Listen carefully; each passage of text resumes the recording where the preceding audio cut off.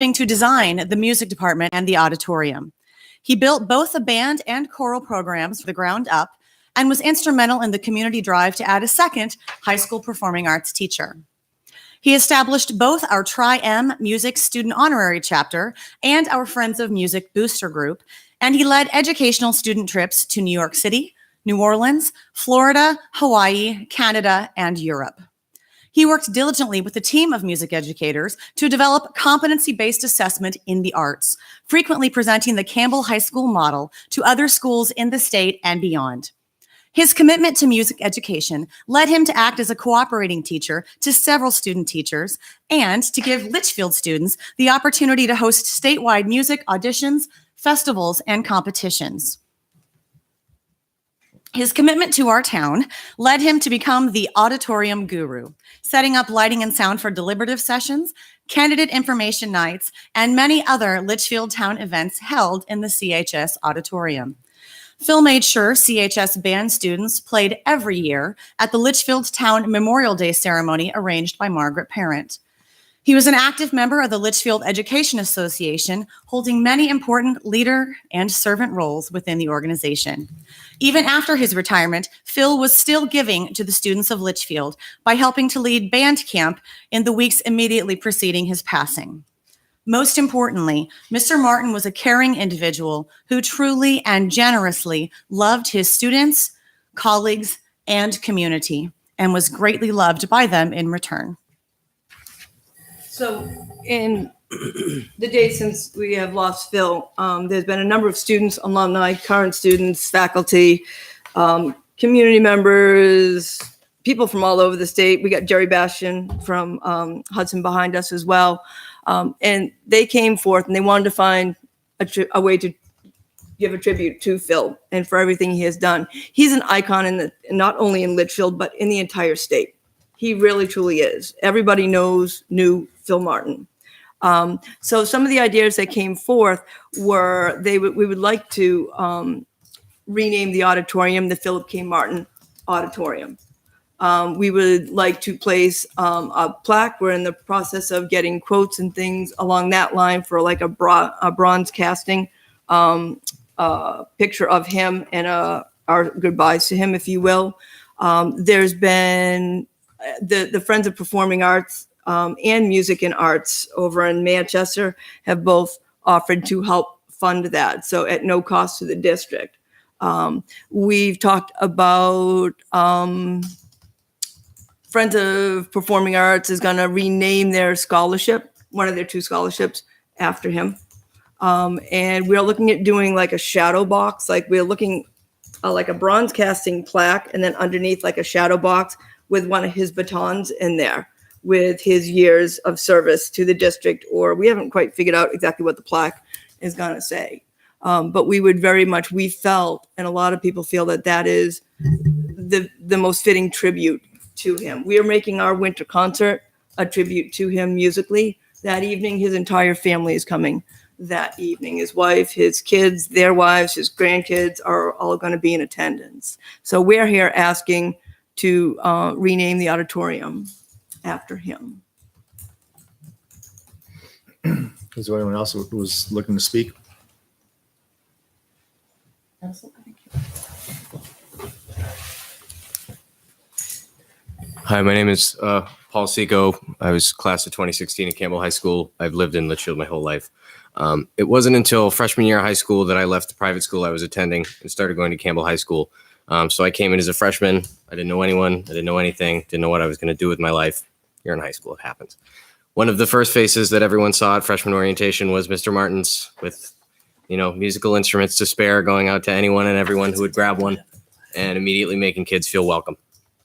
That was my first memory of him. And that memory never faded because I think one of the unspoken services that he did for that school better than most people ever could was make kids feel welcome. Where that was especially true was the music department. I know that was kind of my home in high school. For a lot of kids who maybe didn't know where they fit in, you played an instrument, you fit right in with Mr. Martin. And that was all a lot of kids needed to really find their place.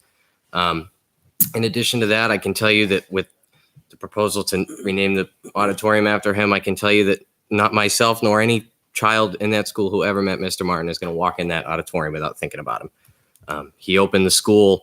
It's because of Mr. Martin that we had a really, really excellent band, which is now thankfully in equally capable hands. But I mean, other kids knew us and knew about our school and, you know, knew about how good we were, not because of whatever else it was, but because, oh, Mr. Martin's your band director.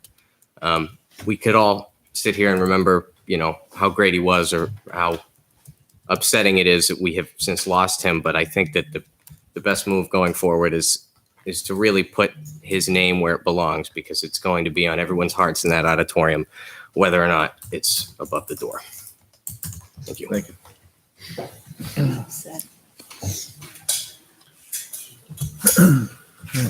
Well, I thank you all for coming out and showing your support. I was hoping to have a full board this evening so we could have a discussion in reference to this. So what I'm gonna do is I'm gonna put that off until our next meeting. What I will talk though is, like, you brought up several things, Carolyn, like as far as what you want to do as far as for a tribute for him. The board, and not only this board, but past boards have denied naming parts of the building after an individual. It just happened with the library, and one of the things they had talked about doing was in recognition of librarian, was something inside or outside, either one of her sayings, one of her slogans, but something in memorial for that. And you mentioned like the baton and the plaque and things like that.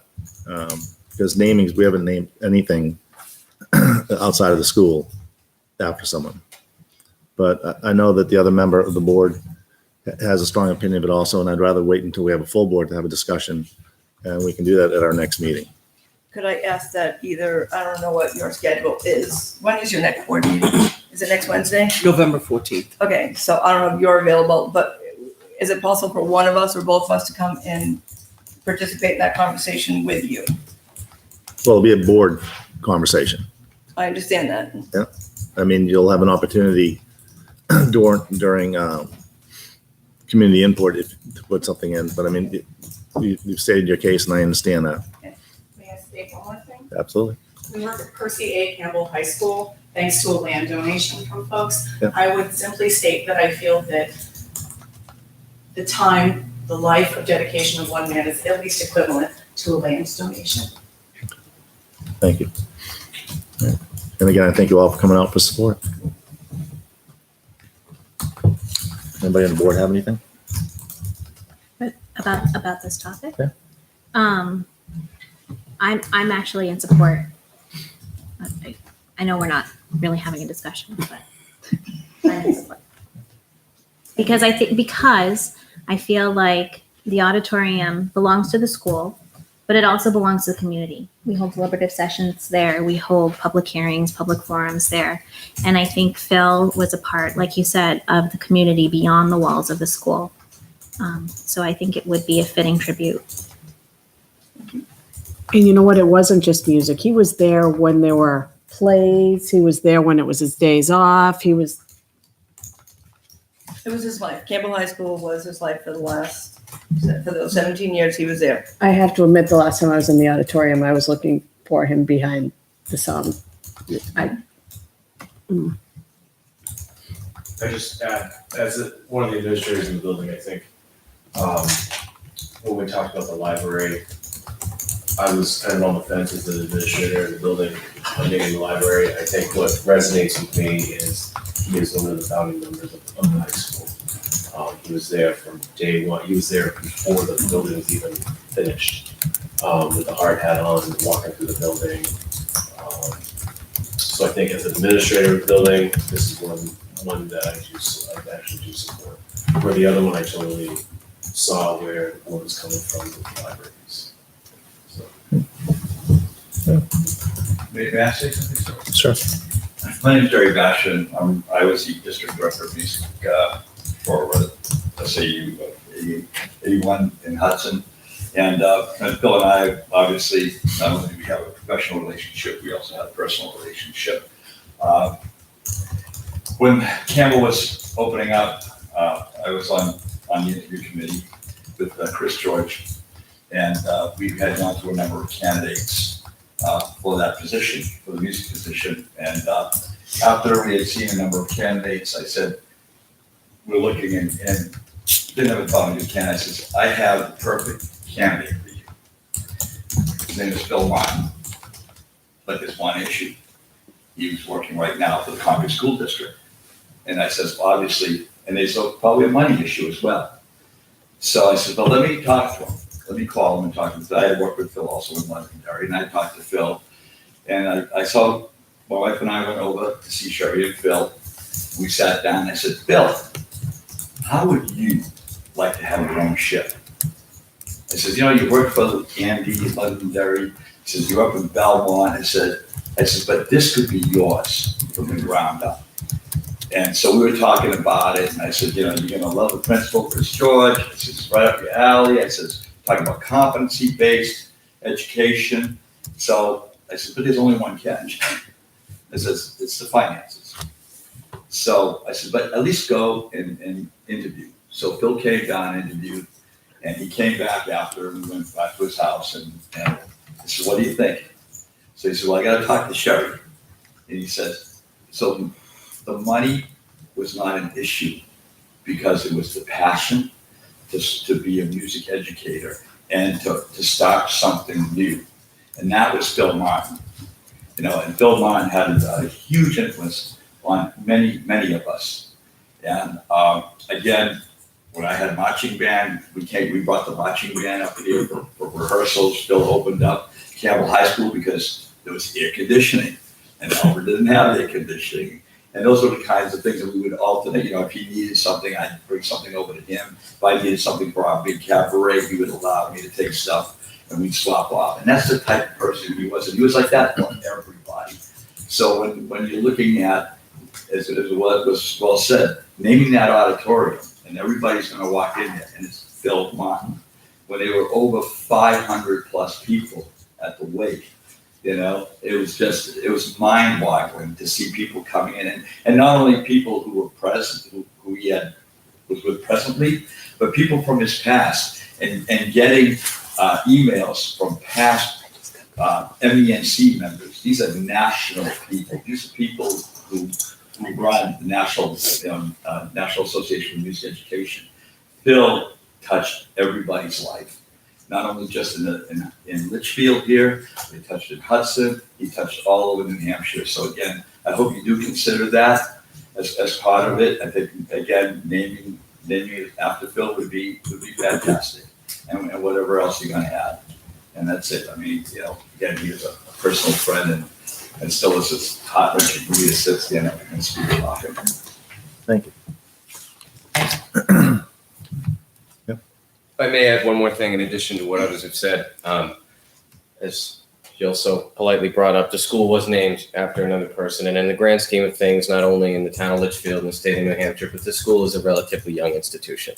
I don't think the fact that there's no existing precedent for naming a part of the school or a wing of the school after a person should be any reason that in a situation like this, where a man is so inextricably tied to a piece and a place in that school, that maybe an exception to that precedent can't be made, or that things shouldn't change going forward to honor those who really have staked their claim on a piece of Campbell High School and a piece of the hearts of everyone who went in there. Thank you very much. Good job, Paul.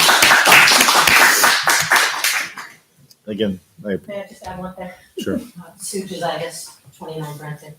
At a fairly recent school board meeting, when the funding of the press box was brought up, we talked about Continental Paving may be contributing to that press box, and there was support for adding Continental's name somewhere on the press box.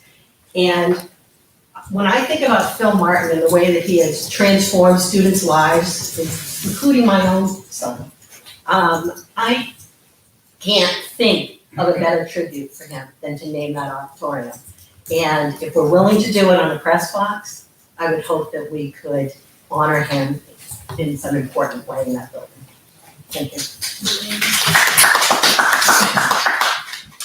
All right. So again, I appreciate everyone coming out in support. Thank you. That brings us to correspondence. We don't have any correspondence. What's that? No correspondence for the board. Well, superintendent comments. So a couple of things to follow up with the board. And I'm actually going to ask Mary to come up because the board had asked us to take a look at field trips across the district and to sort of do some linking between the field trips that we are running as a district and the curriculum pieces. So really our field trips ought to support the curriculum and instruction that takes place. So Mary has provided the board with a spreadsheet that does exactly that. And it sort of runs grade by grade and school by school. So Mary, if you want to fill us in on it. Yes, so everybody should have the spreadsheet. It outlines, there's tabs on the bottom, so you can go school by school. First, we have GMS. You can see that their field trips are organized by grade level on that particular sheet. You can see that I added in the curriculum connections for each one, including the competencies that they tie to. There may be more. I just tried to pick an obvious one. For many of them, there were multiple competencies that it could connect to. But I also asked the principals to include the cost, how those funds were raised, whether it was through the budgeting process, whether it was through the PTO, whether it was parent supported. And also based on the conversation on Saturday, I did ask them to include whether or not there were subs that were necessary for each field trip. As you can see at the elementary and middle, that's a little bit less of an issue. At the high school, there is more of a need for subs, just generally based on the nature of the content. It may make some sense, since we have principals here, if we go school by school, and if there are any questions for either Mary in terms of what she's compiled there, or the principals in terms of the way it's written, that we can get those answered. And we certainly could revisit it at a future meeting if we need that time also. Absolutely. So do we want to just start with GMS?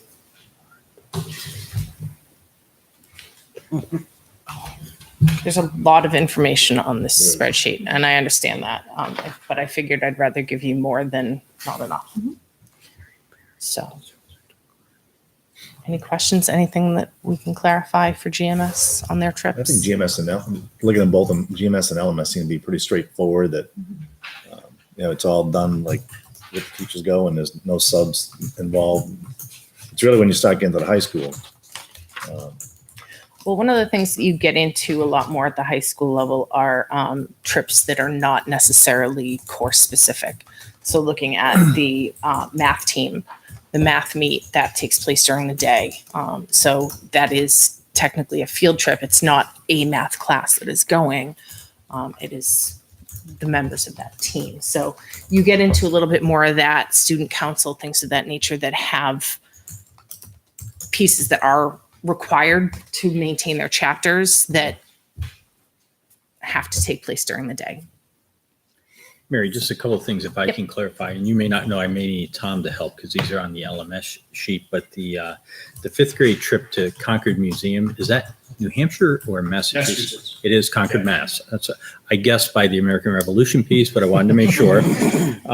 Totally fun. The other question is that you have the 7th and 8th grade band and chorus participating in the Great East Festival on the sheet. And I noticed on the on the GMS sheet that the 3rd and 4th grade participate in the same festival. So 5th and 6th, just skip it? Or did they get? I wish Carolyn was in here. So 7th and 8th grade, it's kind of, it builds as they go through. So band starts in the earlier grades of middle school and then builds from there. They're really not ready for a competition-based type situation like what they get at that competition. It's not competition, but experience. So that's why they move it later. Okay. 7th and 8th grade. And if you go listen to the 5th and 6th grade band, you understand. But their progression, I mean, when they get into 7 and 8 is like phenomenal. In the past, I think the chorus has gone, but they've started doing. They haven't been going to the Great East Festival for the adjudication. They go to the high school for the adjudication, and or it's done in house. I'm taking Carolyn's spot. Let's come back to answer our questions. Okay, great. So the kids still get the same. Well, it's not exactly the same, but they still get the the experience of performing and being adjudicated and critiqued without that added expense of the transportation. So Kellen, the question was asked why the 5th and 6th grade do not go to the Great East Festival. When the 3rd and 4th are listed as going to the Great East, so 3rd and 4th seem to go, 5th and 6th don't go, and the 7th and 8th go. So as far as the band program is concerned, my beginners are not ready. They meet once a week. We're lucky we pull off a concert. All right, now, band kid, band kid, band kid. Used to be. And that's why I said, if you hear the 5th and 6th grade, you know why they don't go. Because, like, we do get better, thank God, we get better, but they're not ready. growth. And actually, I usually don't bring my 6th nor my 7th graders. I save that as a reward for my 8th graders, actually. Last year, the only reason the 7th graders went is because 7th and 8th grade band met together. But traditionally, I only bring my 8th graders. It's one more concert, it's one last hurrah for them. And so they do the grading, they do the critique, and then they get to go to Canby Lake with it.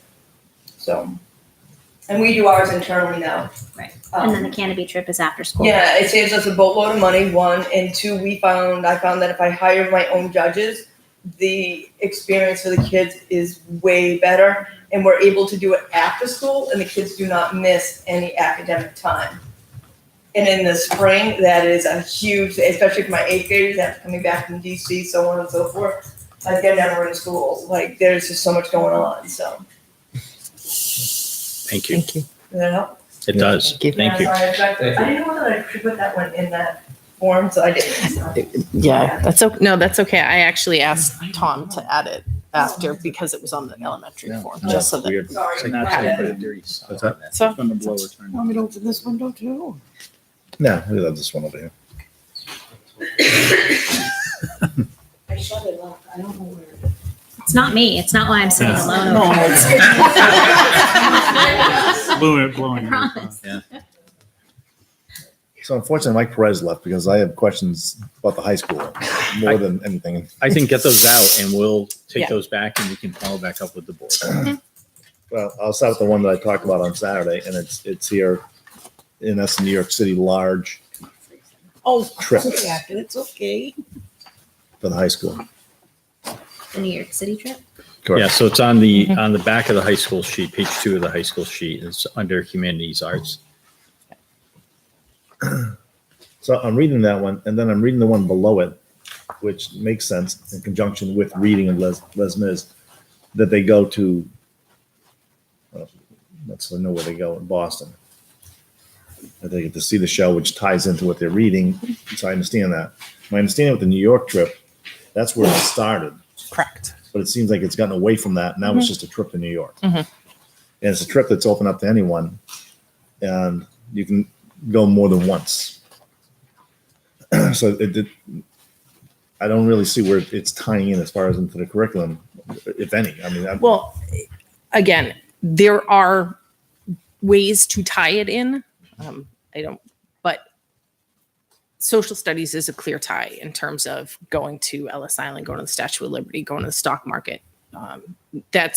There are very strong ties there, but when you look at our curriculum, it would be a junior year American history type content tie is Right. probably the strongest. rather than opening up to the entire school. So again, you also have the performing arts. It depends on what the focus is. I mean, and it seems like it's pretty broad in terms of, I think they do a little bit of everything. So it ties to performing arts, it ties to social studies, but it doesn't tie to a particular course. Can I ask why there's only one field trip for the 2nd grade and why they didn't go on it last year? So grade 2 does some in-house things. They do exploration, which is a science thing that comes into the building. So they came and they were like, that was a full day thing, kids rotated it out. And I think it's also grade 2 that did the traveling planetarium. Oh, Am I wrong? But- no, I did that. Yeah, I remember Yeah. that. So they do more in-house. Oh, all right, that makes sense. And they actually did go. It's grade 1 that didn't go. Oh, okay. Same field trip. Because I know when I was, what do you call it now, the Frontier Club, we always made sure those activities tied into the Museum of Science or the aquarium and stuff. That's what them Yeah, I to be think checked. typically K1 I and think it's 2 part each of the have school one. experience, going places. One field. So then my other questions, Did we address what you would like on that? Or Yeah, what's right? That's what I thought. And so I just wanted to come back to the trip because what I would like to suggest is that Mary and I have a conversation with the high school administration just about exactly where that trip fits in terms of the curriculum piece, because it really does appear to jump out as being different from others. And when I read there's 3 school days, we've got 5 subs that are in there. If they're bringing 50 students that are sort of coming from across a variety of classes, it's really kind of, impacting a good chunk of the student body in terms of impacting a lot of classes. And it's really affecting 100% of the student body, because if you're missing 3 or 4 kids per course that's running, there's an impact for everybody. And so I think just examining that and talking about where the high school admin sees it, and we can follow up with the board at the next meeting on that. because there are a lot of, I've been in schools that run a trip like this, but it is very, it just doesn't seem to be very, structured. right. It's very structured, tied to the It's like our DC so. trip is structured. It's the Yep. entire class goes, and that's that. And so then it brings me down to some of the senior class trips. Brian, can I just bring back? Yep. I mean, I don't know if we'd be opposed to it, but could they look at it maybe over April or February vacation for 3, there's possibilities, something Yeah. like that, more of an experience. I think if it's they even wanted more. to. It's the trip itself. It's like it just seems to. Well, that's why I was saying keep it out of the academics. Yeah. All told, maybe move it to a vacation as an alternative. Right. Something they can talk. Yeah, to the absolutely. academic. Just, We'll bring that up as an option. If it's the experience, Yeah. that would be the. Absolutely, we can do that. So, if we're having a hard time tying a New York City trip in as far as the curriculum, where does the beach day come in? And the movie day. And I think it's more that, and I'm going to hear this, like they've been doing it forever, Mhm. but it's, then you take a look at what's being pulled out, right? The senior class advisor, potentially 2+ depending on class involvement. So they pull some teachers, don't pull some teachers, and it's like, so then the rest of the classes get disrupted, I take it, if that teacher's not there. I mean, my thought is if we're going to be doing something like this, use a sub. You just, someone that way the class can continue going. But they don't know the kids. Right. Yeah, I don't think. I think see it your would You point. be- need to know the kids for it to go to the beach. Because you need to know the kids to go to the beach. Right, let me ask you, how many kids go to the beach? Do they go, or they just say, I skipped Beach that day. day. I'd I rather would say go to that's my movies. one concern. One of my kids went to all of them. Yeah. My other son and his friends Did. decided not to go, and when we said, "Well, you're going to school," anybody into the bus, we came home and said, "No." They said we can stay home. So Well, I think what's if hard it's a is school thing, it's a tough. some of thing. the teachers teach, their advisors teach freshmen, sophomores, juniors. So those classes are impacted. Yeah, that's where the problem is, I guess. and same thing, I mean, you talked about doing April vacation, you can go to the beach on Saturday. You can go to the movies on, anytime. So I think the ones that impact, and that's my concern, is how much it is, because we've never seen this form before, and I think it's fabulous. I mean, it showed you the impact that it has on the school itself. I think we can do that follow-up piece. So I'm wondering a couple of things off the top of my head that, as I'm sure the board's aware that seniors have a requirement to attend school fewer days than other students, so 175 Yeah. compared to 180. So I'm wondering if the 5 days are seen as sort of additional non-academic days that they're then utilizing these trips. But on the flip side, if they're not actually attending them, if the students no longer see value in them in the same way they once did, it's something for us to examine and to have a Yeah, I think conversation it about. depends on the makeup of the class. Some classes are much tighter than others and some aren't. Well, and as a parent of a freshman this year, I'm looking at, all of these field trips that last week of school that students and parents pay a fee for. And I don't know what the cost is for each of those trips, but that adds up. And if you add into that, potentially the New York City trip or the Boston trip and the class trip to Disney World. I mean, the Spanish trip to Spain. We're looking at a lot of expense there as families. And you were talking on Saturday just about like tech ed charges. Right. You're concerned about that. I mean, this is a lot more than that. Yeah, charging the lab fees. And this is, I'm sure in terms of the cost for it, it probably varies based on fundraising and things of that nature, having been a high school advisor. And that is part of what plays into it. How many kids, what kind of money is raised over the course of the year to offset costs, Did you have senior week activities?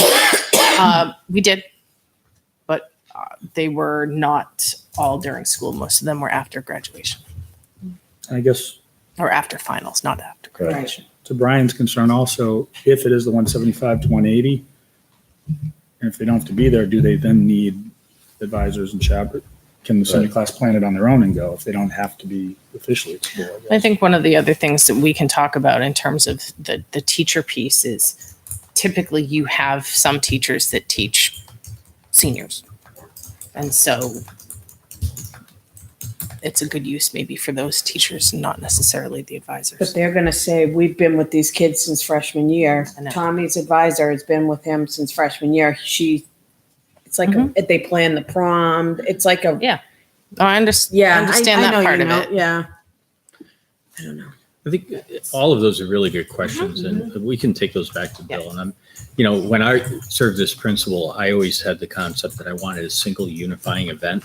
So I didn't want a bunch of individual senior trips because you can go to the beach on your own all summer long. Yep. I said I want a unifying event that the school organizes because that's important that the seniors have one last time together, right? So we can talk about trying to bring some of those notions into the way they structure that. Well, they have a breakfast, and I think it's great, like things like that. And then they practice. And There's ways to tie things into those days too. like do they practice have to days. go until a certain time on those 5 days? Do they have to do like the 11 o'clock or the serve a meal on those last 5 days? I don't know I either. don't- We'll brush up Yeah. on it. So another one I had a question on too, and it's freshman seminar. I don't know if they're still doing that. They're still doing the ropes at Dara Pond. Yes. So on that one, it says, yes, 4 teachers required. Subs out of the 5 who participate. They don't all participate, all the freshmen. That's only during the freshman seminar period. And there are 4 or 5 freshman seminar teachers. I think it says, Brian, 4 of the teachers require subs. The 5th is a special education case manager, doesn't need a sub. Is that what you're asking? Yeah. The fifth teacher's special education case manager doesn't require a So they don't sub. need a sub. Then the seniors, then they go to Six Flags. And it's a lot of different things that they're doing. And I understand it's, senior month, but you guys keep laughing, but the calendar comes out and it's a month. And Brian, just to clarify on the 9th grade freshman seminar, your question was on the sub coverage? Yeah, it just lost it here, but Yeah. I just thought it said like 4 or 5 teachers have to go. Well, yeah, it says 4 teachers require subs. There out are of the 4 5 academic who teachers participate. for that, and then a special I got it now. educator. So So, but this is like every year, or is this current that they give this information for this coming year? this is current year. Okay. So, I asked them anything that. so obviously that could change from year to year. Right. I asked them to provide anything that is like a regular annual trip. So I said it's just too bad, Mike left before we started talking about it. But I mean, we can always bring it back and Right, principals, I we'll- think will be here at the next meeting. And yeah, maybe we're they'll gonna have more that conversation with Bill and And we'll relay it back. clarify. We'll schedule time to. It's just when you see some of these trips that take a big chunk of teachers out, and then subs are required, and then all the other kids that are still left at Campbell end up suffering for it. Oh, I have one more question. Do our nurses go on every field trip? I'm sorry. Do our nurses go on field trips with students? So I mentioned that to Mary, sometimes on a cross-student basis, like, we had a student one year, I forget where they were going, but, it was in a wheelchair. from that event to the students. But it's not typical, but that's. Okay. Right, usually it's with extreme medical cases, things of that nature. That's my But if it's an understanding. overnight trip, So, Aren't they re- We don't do overnight. you don't, I realize that. but board policy stipulates there is a A nurse on Nurse an for overnight overnight, trip. correct? Am I correct, Tom? You have a nurse provided by like Nature's Classroom. They take care of that need, or do we Nature's send? Classroom does, yeah. Thankfully, we have volunteers in the community that have helped us out on the DC trip. Yeah. So, That is certified. Yeah.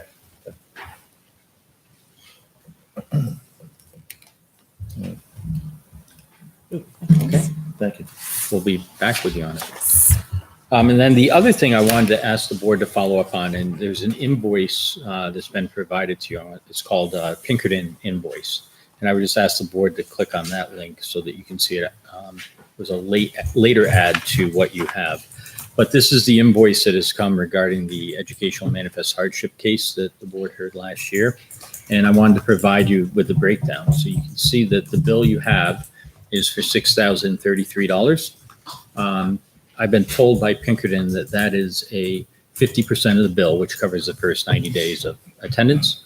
We'll then receive a bill for the additional quarter and then a second additional quarter. So you pay the last two in 45-day increments. So the total bill for the year is $12,066.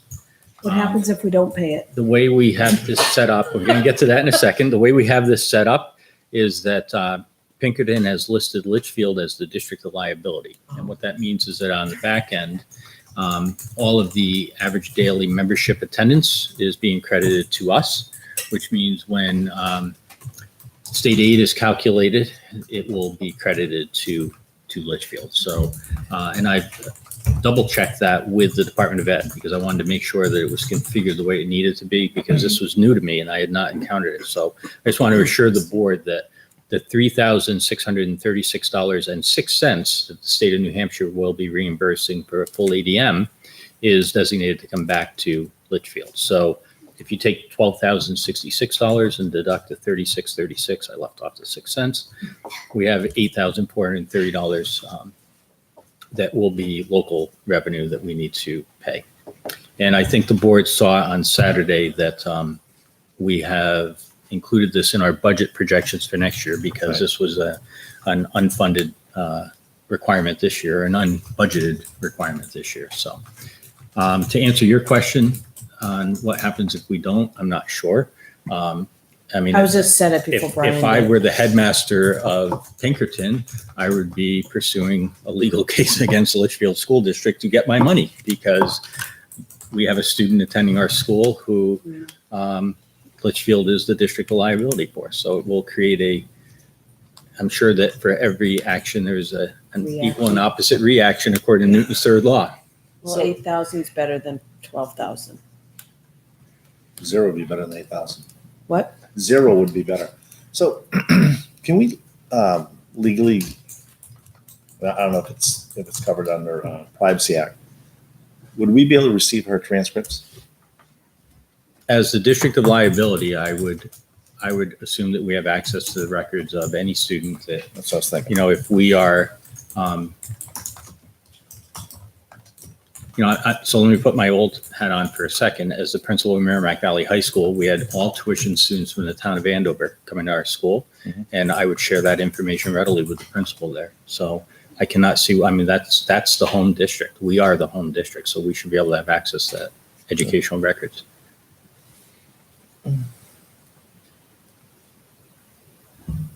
So you're asking what we should do? So I really am asking the board to vote on this. It's a little bit unusual. I mean, the whole situation is unusual. It's unusual for the state board to make a finding like this. It's a first case for us to have a requirement to pay for education in another district. And I know there is, a belief that the state board erred. But I think, what do we do about that? This is sort of the final opportunity to either do something or to take care of the matter. Is this for her junior year? Yeah. So we have to do this for 2 years? Yes, this is the bill for the current year, and that's assuming the student stays enrolled. And I think, I didn't ask the question specifically, but the fact that they bill at 50, 25, 25, I think is so that you don't get too far ahead in terms of paying for a service. You know, if the student were to move or have a change of educational placement, then we would not be on the hook for the rest of the bill. And I would fight to the day to get back any refund if there was a Right. move, but.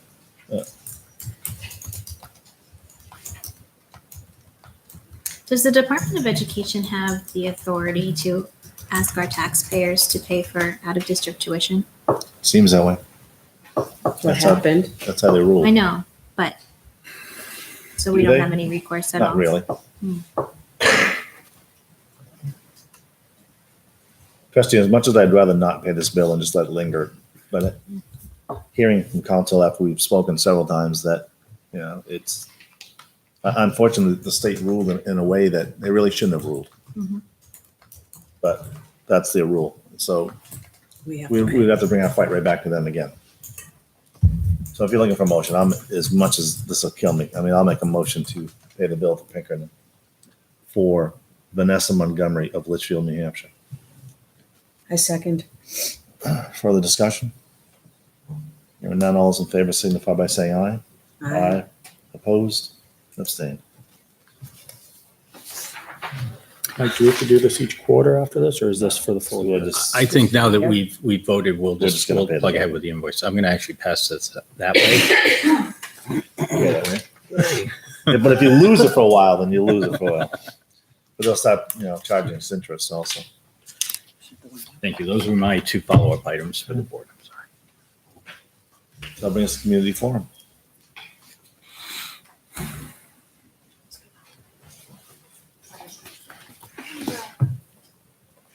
Robin Corbeil. I'm actually here as a unified arts teacher today. Every year, LMS, or Litchfield Middle School, puts on a Veterans Day breakfast and ceremony, and we are doing that obviously again this year. Our breakfast is on November 9th. The breakfast starts at 7 o'clock. Our ceremony will start at 7:45. We highly recommend it. The Unified Arts team gets together and roll up our sleeves and cook eggs and bacon and sausage and cinnamon rolls. And it's really a nice opportunity for community to get together. And you see more and more people come each year and kind of share stories. And we try to involve as many of the students at all of the grade levels in some way to show their gratitude towards the veterans in our community that have served for us. So anybody who would like to come, our 7th grade students created your invitations. I'm just going to pass this back around. You can take one, hold one up, give the kids credit. They did an outstanding job using a piece of software. And more fun things to come. The 8th grade does a little bit, the 6th grade does a little bit. So just kind of some fun. We are asking that people RSVP to LMS in the main office and just let us know a little bit of information about what branch you're from and how many people we should expect so that we make sure we have enough to feed everybody. You do a great job every year. Really. It really is. And the kids really enjoy it. And it's a nice opportunity for them to give back and acknowledge and stop for a minute in their busy lives. And hopefully all of you can attend because it really is a nice event for I think the staff, the students, the administration. So please. How long is the thing? The breakfast is from 7 to 7:45 and the ceremony is usually about 45 minutes. Yes. I think about 45 minutes. We actually does in an hour, so we make it work. But it's we have students do some readings and stuff like that. You might have to speak. And any community member obviously is welcome to come and join us. If you want to keep a couple for the SAU office and hang them up, Absolutely. obviously anybody from the district office is welcome to attend. That's it, thanks. Thank you. Oh, we're still in first. We're still in first for the coding competition. On a daily basis, Tom and I check. Stop. Not competitive at all. Not at all. So bring us to school board comments. I would just like to mention that our budget process has started on Saturday. We went and reviewed the budgets. And we will be presenting to the budget committee on November 1st. will be our first presentation. So I encourage the public and the audience to come to those meetings. It's an opportunity where you can be heard. If you feel strongly about an area in the budget that you feel passion for and a need for and want to voice your opinion, then that's the venue to do it. So please come on out, starting November 1st, and it'll be the following Thursday, and the following Thursday, then skip one, then the following Thursday. It's November 3 in a row? 3 in a row. Then skip one. And Then then the following one. And we're here, correct? Correct. Yep. Right here. Anyone else have any comments? So we have minutes from October 10th, 2018 to approve. Is there a motion? I'll make the motion to approve them from October 18th. October 10th. Oh, October 10th, I'm sorry. A second. There you go. Any further discussion? Hearing none. All those in favor signify by saying aye. Opposed? Abstain. 3-0-0. Tina has left the building for the moment. So that'll bring us to Corey. Let's just go through my report. The document that I provided, the transportation request for proposal is due this Friday. I have had inquiries from a couple companies, First Student being one of them. So I'm hoping to have at least 2 bids in place and be able to analyze that, provide some information to the board for a decision on November 14th in what direction we go in terms of transportation. Second item on my report is Are you going for a 5-year contract again? Yeah, we're looking at the way it was written. Was a 5-year with 5-year options after that. So you could get, if you get through the 5 years, if we continue on with it. So we could, in negotiation, if we want to trim the years back and adjust the option years, we can do that. The second part of my initial report, thanks to the evolving nature of how budgets work, I wrote this on Monday, and then on Tuesday, some adjustments came through. So I did send an update, so I'll go through that after. I did provide October financials, where we stand as of today with year-to-date expenditures. If there's any questions on any of that, I can try and address that. Obviously, on this, when it comes down to the fund balance area, the fund balance as it's showing for October is much more than we would expect at the end of the year. So there's a lot of work still to be done in this year, but this gives us a snapshot of where we are right now. So as I noted, so after we had our budget work session on Saturday, a couple things came forward on Tuesday that have now been added into the budget, and a couple have actually hit the proposed budget as well as the default budget, one of which being a retirement notification that we received contractually. Those are due by November 1st. We received that within that time frame, therefore that's now contractually obligated. That's been added to the proposed budget as well as the default. So it adjusted some of the numbers and some of the delta between proposed and default, and how much we would be going up from last year from 19 to 20. What's that dollar amount? For what, the delta or the increase overall? No. The delta to default is $382,602, or 1.77% over calculated default. With the general fund budget increasing by $494,558, or 2.3% over FY19. There were some questions in terms of, the impact of contractual obligations in terms of payroll. So I did include a summary sheet for the board's review. With those adjustments, there's a increase of $591,000 in salaries and benefits. I broke down the major drivers of what is leading that increase, and I included that with the report in there. If there's any questions on that. There's also Jason Pelletier from IT came to me today. We had a discussion in the work session regarding a reduction of the number of Chromebooks on one particular line in the high school, addressing the the incoming freshmen. So we reduced that line by 29 Chromebooks or $7,250. There's a couple questions regarding this. The adjusted amount, the 104 Chromebooks right now is representing 89 students, which is the current enrollment of the 4th grade class, and 15 Chromebooks that were requested by special services, which the board had mentioned wanting to move into Jason's budgeted lines. The 15 requested, as far as I can recall from Saturday, we didn't remove the 15 from the special services budget, but we're addressing them in there. So I don't know if that's something that the board would like to address here tonight. And then the original number that Jason was requesting, the 133 Chromebooks, addressed also the need for 10 additional machines, just in case there were loaners or the potential enrollment fluctuations. So the 104 doesn't account for those 10 anymore, because now you've got the 89.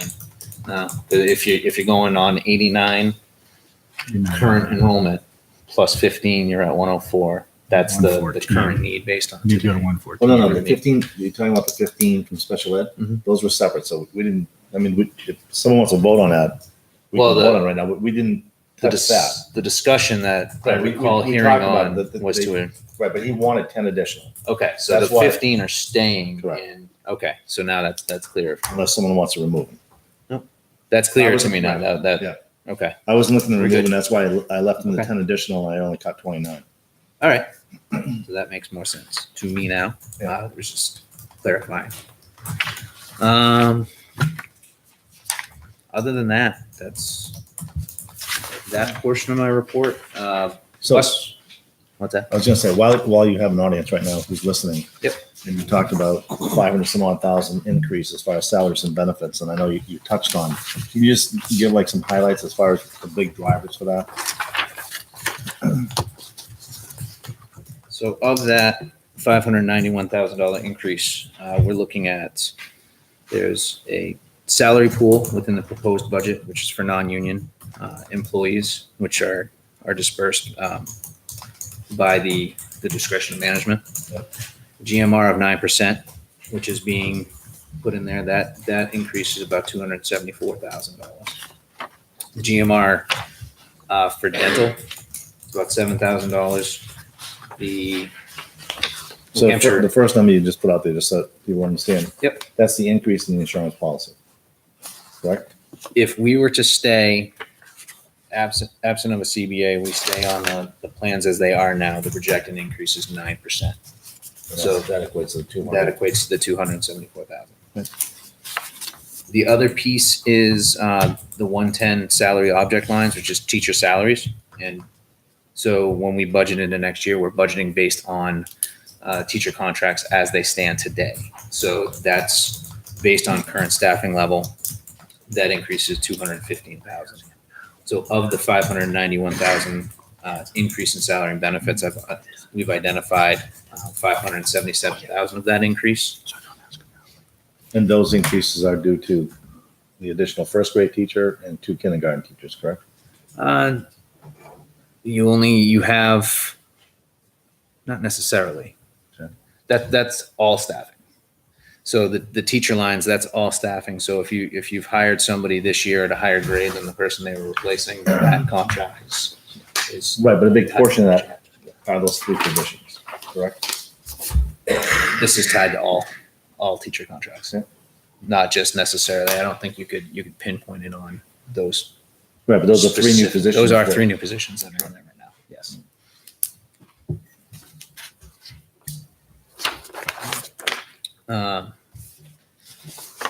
Bus routes, another hot topic in. While you're on finances, do you want a motion to approve your balance transfers?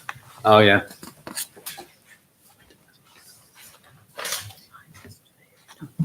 Any questions on any of that? I'll make a motion to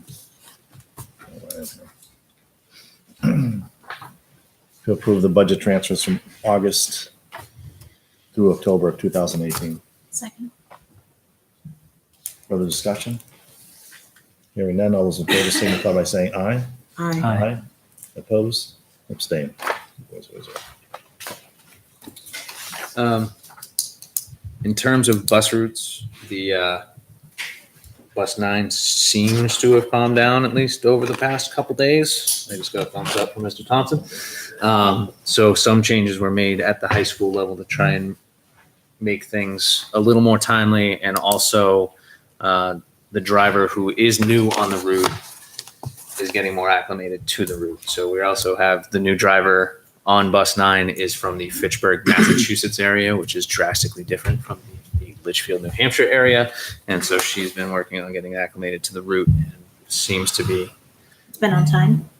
3 days in the bus. from what I'm hearing. That's a trend. Right, that counts. 3 data points.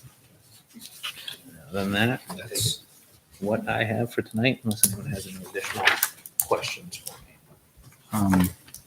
You talking about the sinkhole or? Oh, we got to talk about that too. Yeah, that's right. Got to turn the page. So the sinkhole or washout at the LMS driveway. We did have a couple of estimates come through. We have selected a company to go forward with. They're going to be providing us with a drawing to share with the town to make sure we get code enforcement on board and get their blessing before we start digging up the driveway. My hope would be within the next week or so to have that rolling and get that done.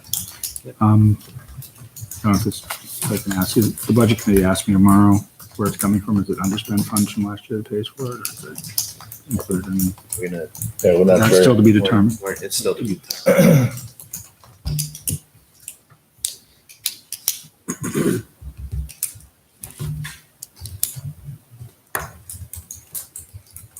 We do have a set dollar amount that's sitting in a fund for building repairs. So it very well may come from there. All right. Thank you, Corey. I believe that's going to bring us to requested new positions. So the new position spreadsheet you had on Sunday, or on Saturday, sorry. And so we'd just like to circle back to that now because there was a lot of information and we did not vote on any of these.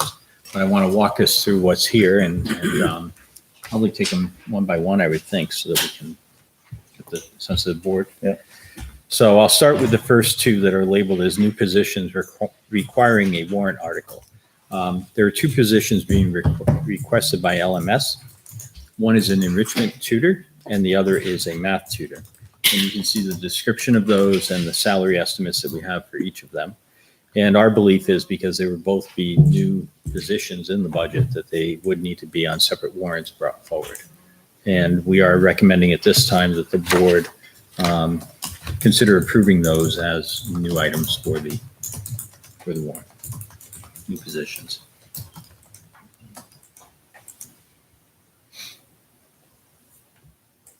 So you're looking for a motion? I'll make a motion to approve the warrant article for an enrichment tutor and for a math tutor on the 2019 ballot. Is there a second? I second. Discussion? I know we spoke of it on Saturday when we got its positions. Hearing none, all those in favor signify by saying aye. Aye. Opposed, abstained. So the next section is for positions that, excuse me, would be expanding current positions. So the first two are sort of tied together, and it's our kindergarten program where Principal Thompson is concerned that we may cross the threshold that would require a fifth kindergarten teacher. And so in the budget, so what's not in the budget is the teacher for that section and the para for that section, right? So anytime we have a kindergarten position, we have a para that's tied in with it. What is in the budget that we've seen is approximately $25,000 in cost items in order to outfit and equip that classroom. So that's in the budget. So all total, it's about $130,000 to add a teacher, a para, and the material for it. Our enrollment projection is still out to kind of be judged on accuracy. So we don't have that finalized yet, but 83 really is a question mark for us. So the current projection is a little bit under that, but we also saw it this year that when our projections were under, if you build it, they come, and we had students who arrived. So Corey and I have had a preliminary conversation about a couple of concepts, and we just want to get the board's bearing on where to head on it.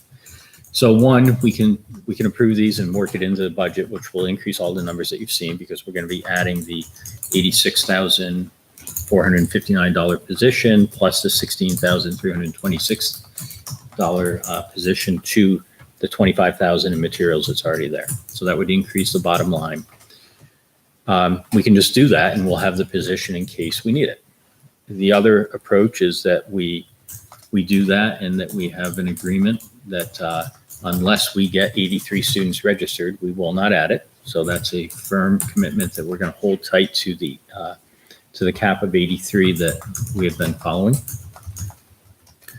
Another approach that we're exploring is the concept of creating like an enrollment fluctuation fund, an expendable trust, and that then we could put a warrant article on that would specifically say, will the taxpayers approve creating this fund and appropriating $130,000 into it for when there's an enrollment fluctuation that meets the guidelines that we have. So it would not be a fund that we would tap into lightly, but given what happened this year with first grade, it might have been nice if we had had something like that. Given that this is a potential adjustment that would come down the road, it may be smart planning for the future to set something like that up if we can get the wording right, that DRA would allow us to create a fund of that nature just in case we have something come along. So that's another strategy approach that we're exploring.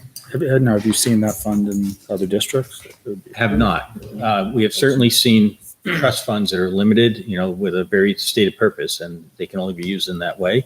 So that it seems to be allowed. It's just, can we get the language right that would allow us to create this one? It's a very responsible way to look at it. We know we're going to have attrition. We know we're going to have enrollment bumps, and I'd also make the argument, Peaks and I would valleys. imagine projections with the economy improving, with projections are probably all over the board for a few Right, years too, I'd right. imagine, right?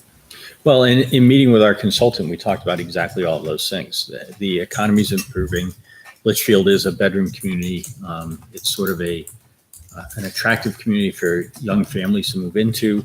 So there is a roller coaster effect here that we are struggling with, trying to figure out what to do.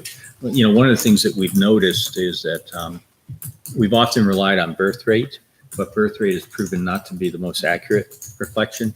We're taking the birth rate and then we're sort of adding a fudge factor into it, because it's saying there were 63 students born, but then we have 83 that show up. So no matter what, you're taking the birth rate and doing something to it. So our consultant is suggesting that there's a better strategy, and we'll be in touch with the board about what that looks like. But either way, there still will be fluctuations regardless of what formula we have. There are things that are just unpredictable about it. So Can I ask a question? How many teachers do we have budgeted for the fourth grade next year? 4. 4. And how many do we have for the third grade? 4. In the second grade? 5. because we're proposing to move a third grade to the second grade because of the enrollment number. So we have that adjustment built in. So how many third grade teachers are there now? There are 5. 5. And you're going to cut one of the teachers next year? Yes, the We're gonna anticipation move one. is, we only have 72 in grade 2. And I think it's 87 right now in grade 3. To keep it under that 20? Because I'm going to just say it. I heard there were 16 kids in a third grade classroom, and the fact there were 21 kids in a kindergarten classroom and 16 kids in a third grade classroom makes me really sad. Between 16 and 19 is how many kids are in a third grade classroom. Okay, yeah. And I'm just saying that those are numbers I'd like to see in kindergarten, not in third grade. So the fact you're getting rid of or moving one makes me happier. So we're really paying attention to what the guidelines say. So for example, as you move from third to fourth grade, there's an number increase goes in the up, yeah. number. And so that's part of the reason why we're able to make that adjustment. And Which so is- very important though, Yeah. words count, right? So we're Absolutely. not cutting anything. Right, We are that's right. We're realigning our realigning. resources, our staffing resources. So it's important that everybody understand we're going to meet the guidelines to the best of our I think ability. this year is the perfect year to say that we should have had another kindergarten teacher, and because of the numbers, that fund would have been perfect to help in September.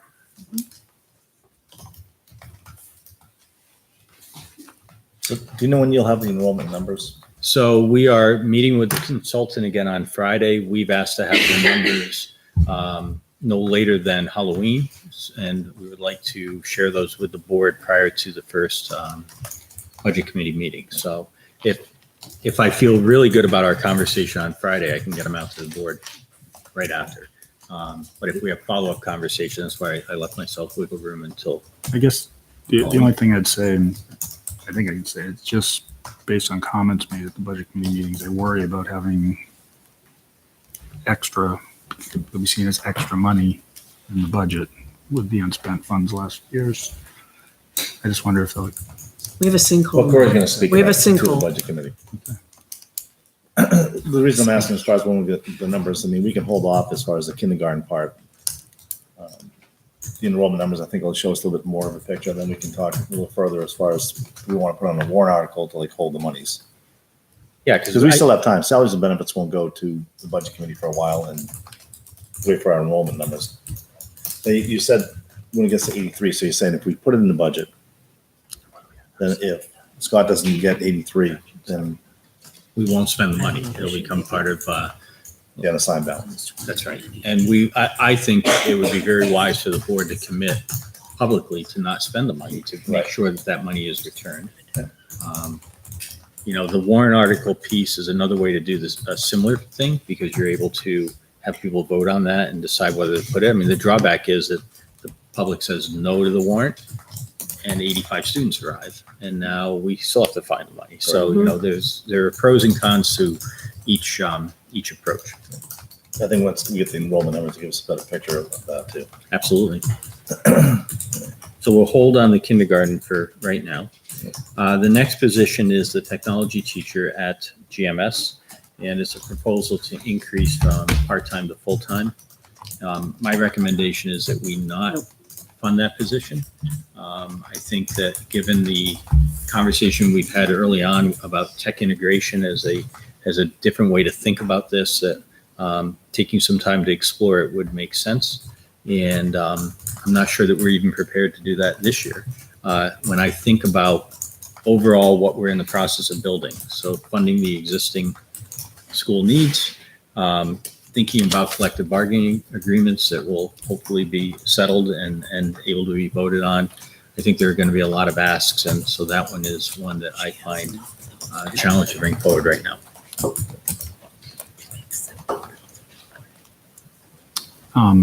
Do you have to, a motion to? I think it's, No. I think you can take no action, and that's a motion in itself. Yep. So the next one is the library monitor position, also at GMS. And my sense is that as we try to figure out how all of this technology pieces align, that we also should hold on that. That is an ask of $12,731 for a part-time position. I do know there are some concerns. We've got just a number of fabulous volunteers who are in and out of that position throughout the day. And the concerns are really just, with volunteers, there comes the fact that you've got a lot of people coming and going. And so there's a continuity concern that I think we do have to address eventually. But at this time, I would recommend that we hold.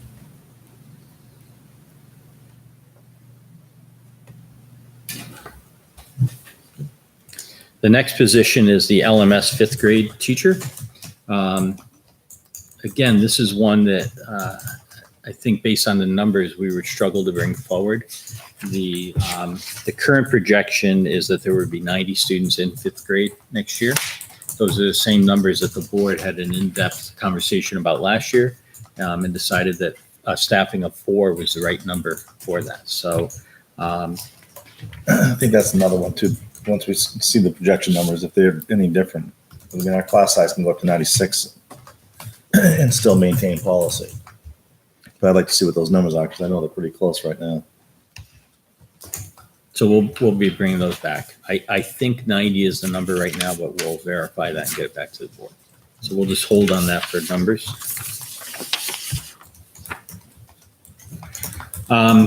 So next up is the receptionist at Campbell High School, going from a part-time to a full-time position. we've had a lot of conversation, and I'm going to suggest to the board that we might take some leeway to kind of review the overall job functions, I guess. So this position would be a $34,000 ask to have a kind of a minimal gain in terms of hours, but I think a huge gain in terms of what it provides for the office and for the school, i.e. eyes on the lobby after school. It's a very busy place, a lot of coming and going. We had some conversation following the meeting, the administrative team, about the sub-calling function. And so basically in each school, we have a person who's committed to calling subs early in the morning. And so that sort of drives the start of the workday because they're on the phone getting substitutes for whoever's out on that day. We know that there are technology solutions that can do the same task. And so if we implement a technology solution for way less money than what we're asking and gain greater flexibility with the assignment of the personnel that we have, so you alleviate some of the responsibility, and then you can say your day doesn't begin at 7 a.m. because that's when we need to get subs in. We can do some shuffling and arrangements of schedules that would allow some more flexibility. So at this time, the administrative team would like to be able to pursue some of the technology solutions and see if we can figure that out. ASOP, Frontline. Yeah, well, Yeah. that is a product that is a technology solution. Do you use that in Hudson? We Yeah. just We started used and it they said too. it's wildly successful. So How's it working? they've Awesome. been raving about it. And the subs can go in and sign up for their assignments too. Which is kind of cool. So if it frees a person up, I estimated we have 3 people, one in each school, spending at least a half an hour a day on the task. So you're looking at an hour and a half. So you're going to gain back some time from individuals, can restructure within. I think there's a possibility here to make this work. I'm not in the schools. I may not have thought of something relative to it, but we'd like an opportunity to at least explore it further. So at this time, I'll recommend a hold on that. I think the other thing along those lines too, because I know Tina's brought it up before, and mainly GMS, I think, as far as the man hours, it goes into the early pickup Dismissal. kids and dismissal, and so maybe it's something like that we can look at, and is there a way to streamline that also? We've engaged in some early conversation about technology solutions, but to really get a good handle on that, I think it's important that we involve the school in the conversation about what the needs are. But by some accounts, there is a lot of energy that goes into tracking students at the end of the day and trying to find a way to streamline that and make that more efficient. We're working on that. So not hearing any motion on that one, I'll move on to guidance counselor. So Campbell High School is asking to increase their 50% guidance counselor to 75%. The key thing they want to do is be able to expand their extended learning opportunities program. So that's something that does require personnel in order to supervise and oversee. So with that additional time, it would allow that offering to be expanded. And that would not impact, I'm sure everybody knows that counselors are sort of assigned to an individual student. So it wouldn't be just for that counselor as part of the alphabet. It would be an overall function for the 425 students in the building. So I would recommend that we approve that and add that into the budget.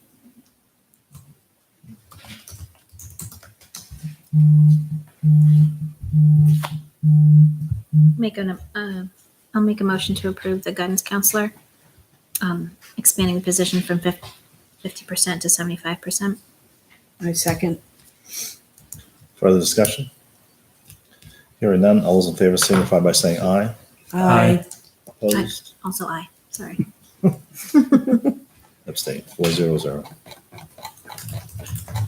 So that's a $17,649 addition that will, And 22 cents. and 22 cents. And then the last one is our grounds position. So we have a request to increase our part-time groundskeeper from 75% to 100%. We feel that having 2 full-time staff will increase our productivity overall. It's the type of thing that goes through ups and downs throughout the season.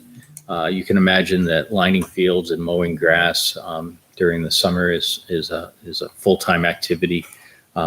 Likewise, keeping parking lots clear of snow and so forth throughout the winter. And I can assure you that given our need with custodial help that are out, that, you know, the outside crew is often called in to help out. They're, you know, emptying lunch trash and doing whatever is necessary to make it work. So it's not as if there's a downtime that the person would not have something to do. So, you know, when you hear grounds, you can think it kind of calms down after the leaves are raked. Well, not necessarily. And so it's really a member of our staff that would be going all year round. Would it be more beneficial to have another part-time, say have another body rather than an extended body? I mean, that's my first thought, especially when you talk about like mowing lawns. Now you can put like an additional person on another field, or, you know, like even snow blowing, that two people could be doing it rather than one.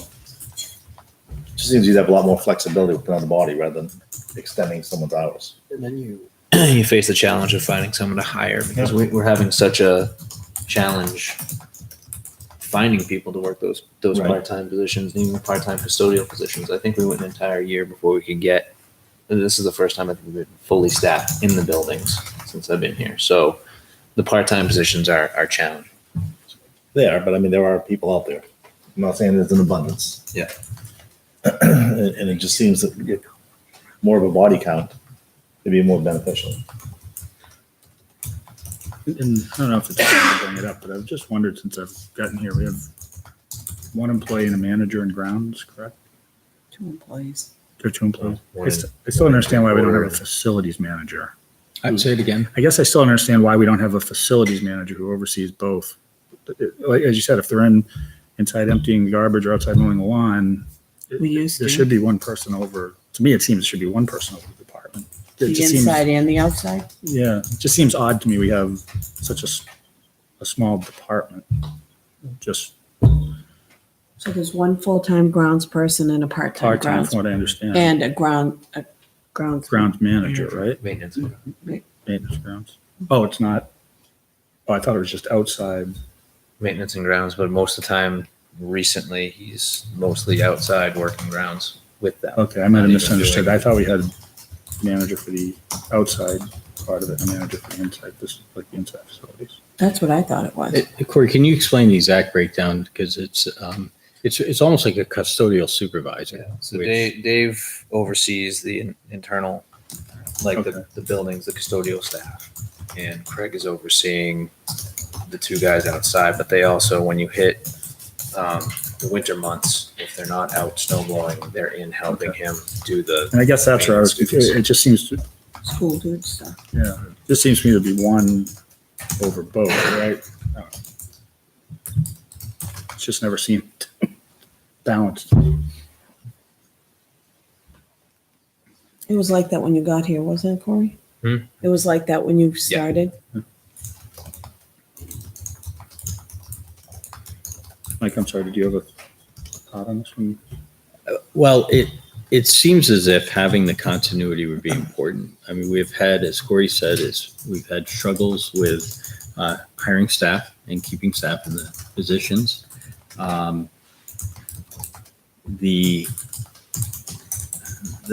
jobs that are associated with it, you know, so when you think about somebody who's on a mower, if all of a sudden you have 2 people on the mower, you know, it's the likelihood that something doesn't get operated correctly, something breaks. I mean, is there an increase in that? I don't know, but I would worry about that.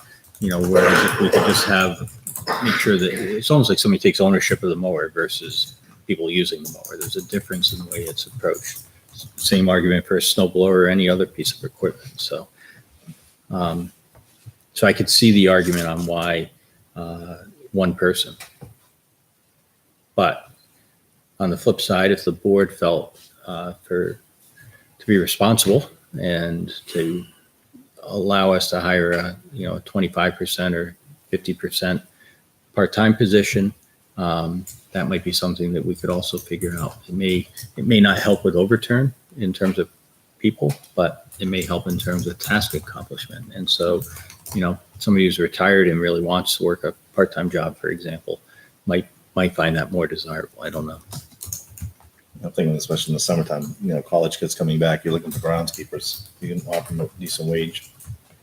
I think I mean, you'd rather have someone who's permanent, but at the same time, I think that you have some flexibility in looking for another body rather than moving someone to full-time. That's my thought.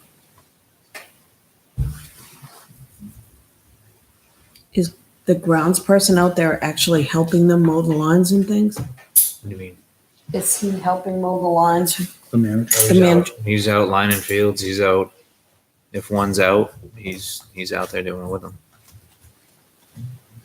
Same with, I mean, Dave goes out too. Like it's Yeah, I kind of an saw all him hands with on the deck kindergarten mentality thing a at lot, the kindergarten portable. I know he was out there a lot.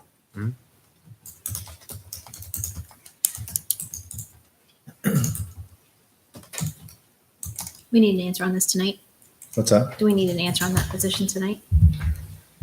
To go to the budget committee? We can hold till our next one, and I think there'll be enough time to send to the budget if you still Yeah. want to think about it. Let us have a conversation with, first of all, the people who supervise it, right? So we'll go back to Dave and Craig on this request. Entertain the idea of adding, a 25 or 50% part-time position to balance that out. Discuss pros and cons of all hands on deck. I'm also thinking, Have we ever, sorry to interrupt, I don't even know if it's feasible, looked into for certain times of the year, is a lawn care service feasible to help mow the field so our guys just line them, or is that out of We've looked into it in the past. So cost effectiveness, it wouldn't work out. Yeah. I was just, Sometimes it is cost effective to do it that way. Because it is certain times a year, it's brutal keeping those fields, especially for the GMS little kids playing soccer Yeah, that field needs to be mowed all the time. twice a week sometimes. Yeah. It grows so most fast. of the season, it's twice Yeah. a week down there. Can I go back to the technology teacher at GMS? I'm struggling with that one because of the amount of technology that we have at GMS. And we've talked before about making it more of a tech integration position and evolving away from the computer class to the tech integration. And I just, we talked too on Saturday about the IT department being a 3-person team who are kind of flat out already. I feel like if we can increase that position to full time, then we have somebody on staff who can help teachers integrating lessons into their, integrating technology into their lessons on a daily basis. Finding resources for them that uses the technology that we've put into the classrooms in the school. And I think that's a valuable position that is missing at GMS. At LMS, we have Robin, who teaches classes and takes time out of her day to help teachers and students. But we also have Amy Provincial in the Learning Commons, who takes on that role too. And at the high school, we have 3 ICT teachers. Jason and Brendan are always around. Right. I just feel like with the investment that we've made in the technology at GMS, we need somebody who's there to help the teachers. So you think it should be more of a tech integrator position? Well, eventually, I would love to evolve into that. And then make the model. computer room like a computer lab. That's what ours is at my school. It's a computer lab. When teachers want their kids to type a paper, they all sign out the computer lab. And migrating to that model is a Yeah. big process. But I think making the computer technology teacher a full-time gets that ball rolling sooner rather than later. So would she be integrating technology the second part of her day? I don't know how is she's there every day currently? What's her schedule Yes, till currently? noon time. Okay. And when the position was approved, I think it was in 2014-15, the initial plan was that she would teach grades 3 and 4, and then for the other other hour or so of a half day, work on tech integration. And at the time, what we discovered is our teachers were much more savvy about technology than we actually had technology available. And so what's happened in the years since is we added that next year smart boards in every classroom. We have added more mobile carts or labs, so there's one at each grade level, a cart, Chromebook cart. And what we don't have is computer instruction for the youngest grades. So in the request I proposed, I would think that we might, and it might look a little different, depending on where we go with technology, but extend computer learning to kindergarten and grade 1, because currently we don't do that. What we did do is we added grade 2, 2 years or 3 years ago, and kept it within the half-day, contractual limitation. Where are we on the rollout? Did we kind of stall out at 5th grade last year, or is that still involved in the 5-year plan of adding more technology to GMS? I thought we took all the technologies from the other school and we brought it down to GMS. You're asking us on the Chromebook Yeah, initiative, so. and I know it's kind of a hybrid model at GMS, but Right. one cart per grade is kind of lacking in that department. And the budget that you have in front of you does not expand that. It sort of looks at where we are. Yeah. And I think we need to continue the conversation. Okay.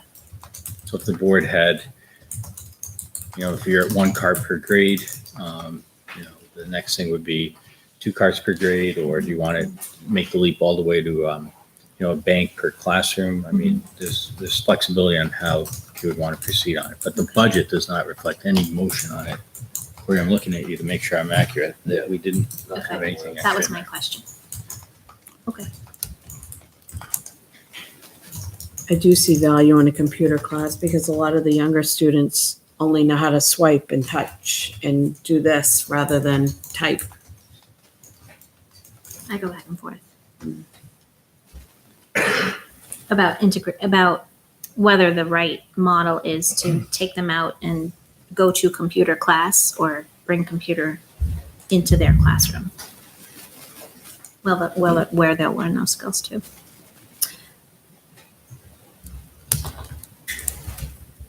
So I think you've given us guidance on these positions. We'll do a little more work and bring that back. And Okay. I'm not hearing a motion, so I'm guessing Well- that you're giving us feedback that we can talk about and No, I think I want to make a motion.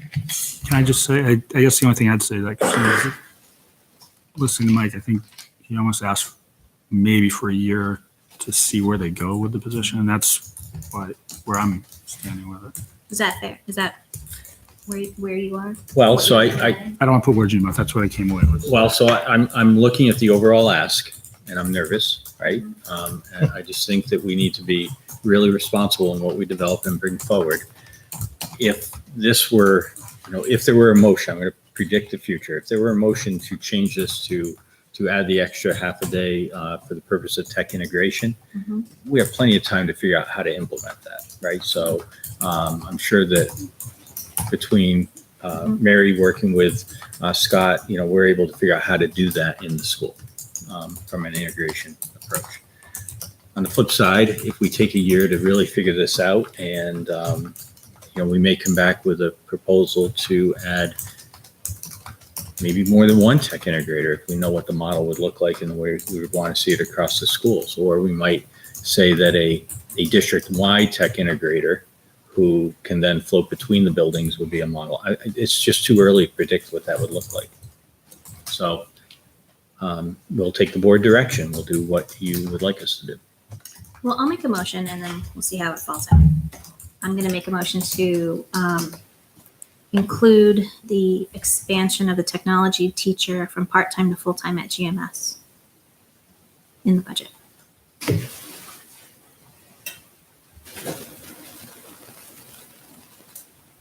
Is there a second? I second. Further discussion? You want to add something, Mary? I just want to add that there is, with the state change to ICT, there's a push for tech integration. Either one of two ways that I wanted to pull it up just so that I made sure I was not deceiving. At K through 6, basically, we have the option of either going with the traditional computer-based course with actual teaching of the pull-out course or the integration model. But that is something that as we are moving forward with the changes to the law, the state level, we're gonna have to be looking. Do you think most schools have both or one or the other? I think what the state is telling us is to have one or the other. Because if I was a tech integrator, I would have the third grade cart and I'd bring it into the third grade classroom and say, today I'm working with so-and-so's class. And I'd leave the computer lab for people who are typing or doing whatever. I'm all for tech integration. And the model you're speaking about is the one I was familiar with in Bedford. I mean, it was an integration model. There was a lab that was available, but it was more of a sign out. Teachers would take students there. And then we shifted to, there was a bank of Chromebooks in each room. So the teachers had access to the Chromebooks. And the way the board implemented it was, I think they had said they wanted to do one per every other classroom. But the tech people decided to put the charging unit on every wall and to half fill it. So it accomplished the same thing. But then if you needed to borrow the neighbors, you could, right? So it ended up working out pretty well. We have a motion and a second. Any other discussion? All those in favor signify by saying aye. Aye. Opposed? Aye. Motion fails. So that is the list of positions. I think we hit them all and got what we needed. So thank you. Does that mean it's not going to be brought up again? Again, Okay. it's just Tina can't make the motion. Okay. Liz can't either, right? What's that? Because they Liz can't seconded either it. because we voted in favor of it. Um, That has to be brought back by someone who opposed it. Is that true? Or someone's not here. All right. Next, we have policy code IHB. Can I just to make sure we're clear, so that we accomplished everything we need to with the budget, right? The board feels comfortable that. I was gonna ask afterwards, but since you brought it up, everyone's had an opportunity, hopefully, to like look at it again, or if you have any questions or concerns right now, or any other cuts or adds that you're looking to do on the budget. I know we went through it quite thoroughly on Saturday, but I don't know if anyone had anything else they wanted to make any adjustments to. Good for now. Go to the budget committee before you know it.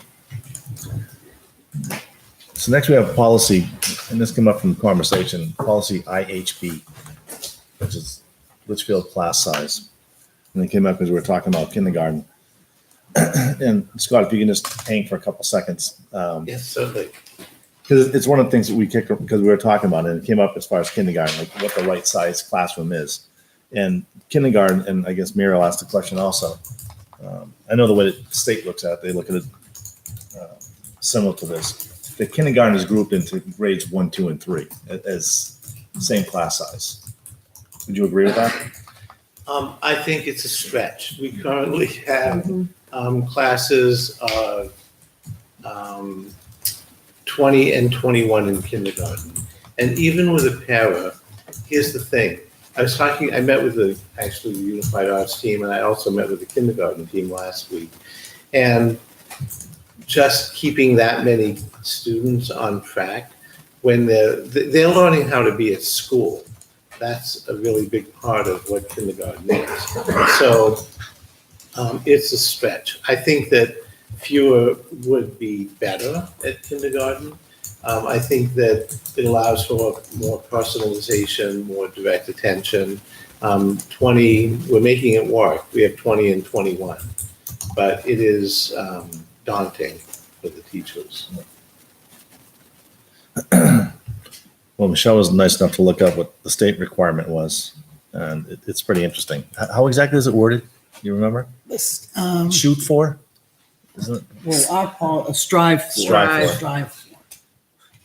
25 a class. In kindergarten? Yeah, they say. 25? Up to 25, but strive for, they say strive for 20? Strive for 20. They wouldn't last a day in a kindergarten classroom. If you, I just sent, and I should have sent this earlier, I apologize, but I just sent a class size comparison with our peer cohort.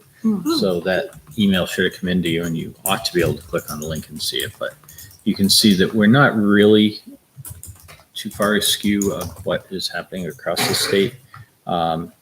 So Bedford is at 20, Hanover's at 20, Dover's at 20. But then you'll also see that Bow is at 18, Sunapee's at 18, Derry's at 18, and even Concord is at 17 in kindergarten. So the numbers seem to run between 17 and 20. Nobody is at 25 because they all recognize that that's a fairly high number. But it just gives you a sense that I guess we are on the upper end of the peer group that we've established. And the other piece that to orient the board, what I asked Michelle to do, and she's presented to you for consideration, is to attach the class size budgeting procedure sheet, right? So there was a sheet that the budget committee had developed a number of years ago. 2003. It wasn't really our document, but it was hanging out there and we had to get our hands on it. And, where is that again? And I said, we really should just put this in our procedures and attach it to the policy. So it really is a chart that just says, here's how to implement it. So for example, nowhere in our class size policy does it say the kindergarten will have a program para, but we all recognize the importance of having a program para. So at least in the procedure piece, we now say kindergarten using these numbers. And by the way, we'll each have a program para. So that's again, a procedure, which makes it a little less enforceable than a policy, but it still is now attached to it and should reflect what is on the other chart. And I don't know if the board likes that or not, but. Yeah, and again, these charts were first approved in 2003, and I think everyone will agree that a lot has happened in education in the last 15 years. So this is up for a first read, correct? That is correct. And I think what's good is you receive those numbers so we can look at it and compare it and bring it when we come back to it. We'll really have some comparisons as far as numbers in other districts. I think we all know where I'll come down on this one. What's that? I think we all know where I'll come down on kindergarten. Yep. Right. So is there a motion for a first read?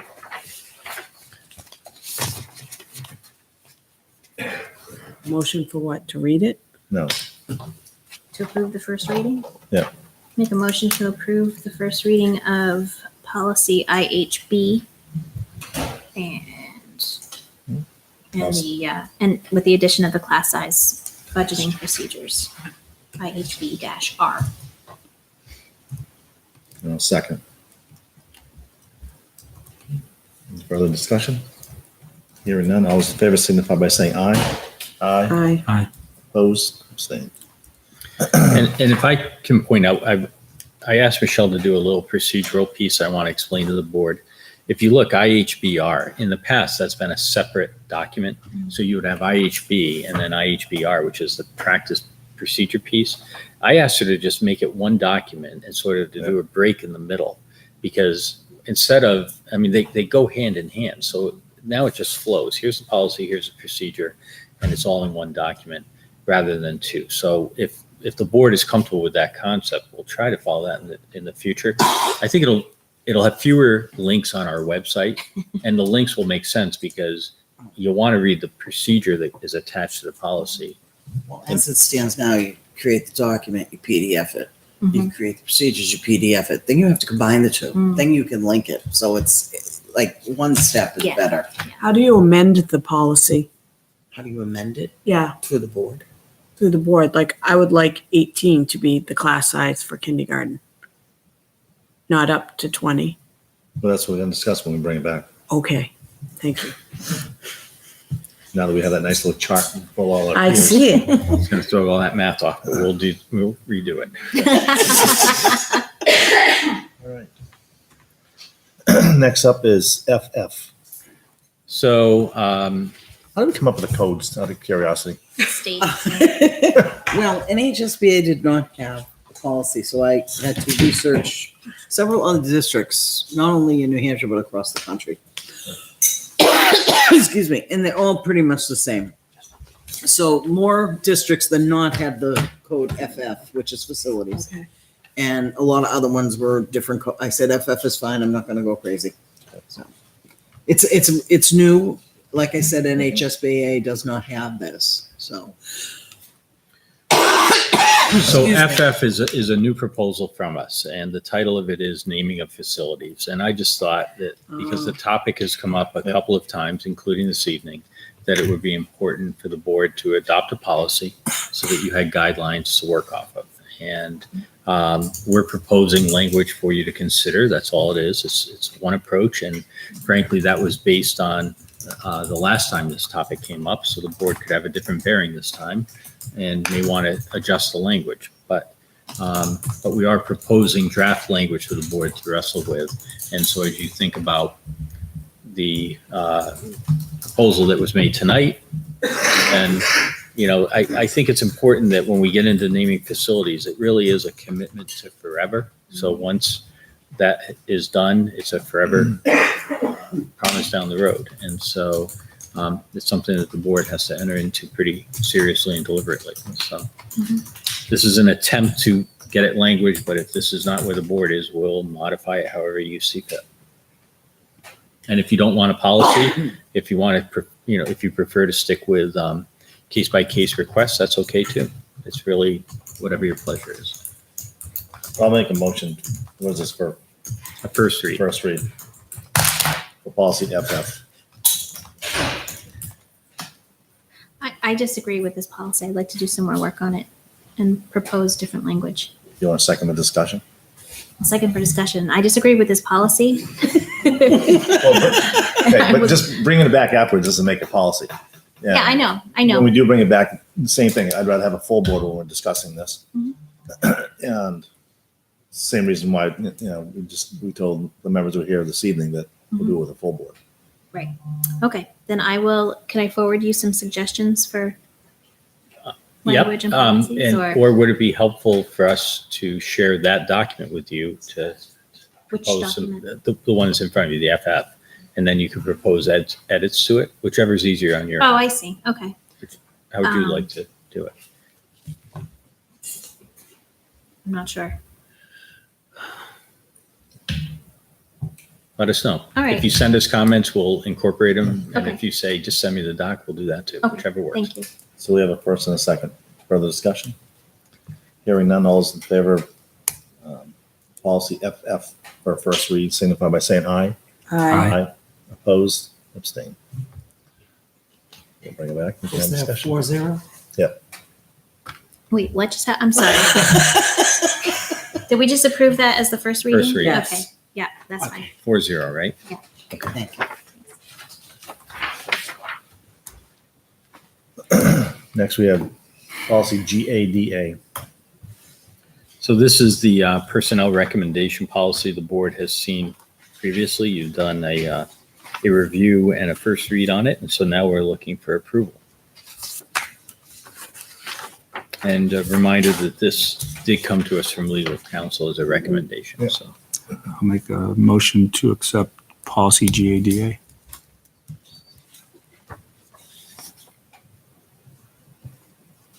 Is there a second? I second. Further discussion? Hearing none, all those in favor, signify by saying aye. Aye. Opposed? Abstain. 4-0-0, Tina voted. I voted. Okay, just making sure. I'm paying attention now. Oh my God. Well, I'm glad he's picking on you instead of me today. That's fine. Well, you're on top of it today, Liz, that's why. And we have resolutions from New Hampshire School Board Association. So this is a reminder, I think the board had this at a previous meeting, but if there are resolutions that the board is interested in bringing forward, you can make those recommendations. There's a form that needs to be signed by the board chair to submit those in. I don't know if people have given thought to any resolutions, but you have a link to the existing. They do have to build a gate. They do. Yeah. So when we were talking earlier, I thought it might be important for the Litchfield School Board to go on record as either suggesting or strongly supporting some sort of restoration of the state building aid program. I say that because, in the short time that I've been here, I can see that our facilities are in need. And we've got, our newest school is aging to the point where it will have needs. It has needs now. The needs are only going to increase. And our oldest school's needs are pretty obvious when you walk in. And, when the community has been asked in the past to support building initiatives, they've struggled with that. And that's when there was building aid available. So when you take away the 30% building aid program and leave it 100% on the local taxpayers, I think it's going to be an uphill battle for us to do the type of work that is necessary for our facilities. So there is a resolution that the School Board Association has, which is to provide at least $50 million each fiscal year to fully fund, according to the RSA, the state's building aid program. So that is one of the resolutions that is there. I don't know if we could, I know they weighed in before when we talked about that student at Pinkerton, but whether or not we could get something to the NHSBA about that. I mean, because it sounds like the state is just, that's where they're going. I know that. You're talking about manifest educational hardship. Well, they did say that one of the resolutions is it's about the school voucher program. But that Which number is it? I don't have them numbered. I just have bullet points. It's the first one under NHSBA annual resolutions. I guess it's not a new one. It's not a proposed. It's on their list, but the first one is supports using public education funds solely for public education. Right. They support that, the NHSBA. Yeah. And the second one is the one they oppose. Right. To oppose any efforts to subsidize elementary or secondary private, religious, or homeschools with public tax dollars.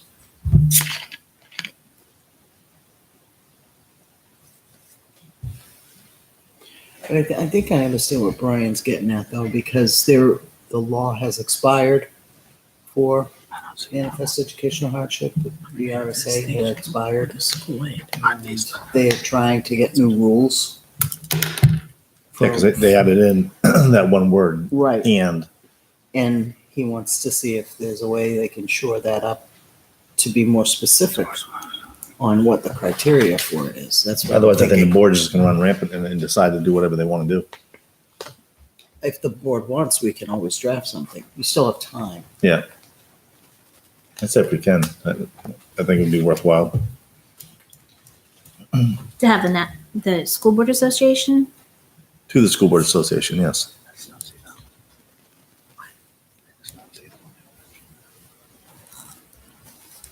Mike, just ask, number 4, under the continuing resolution, now what you were asking, would that be for us to?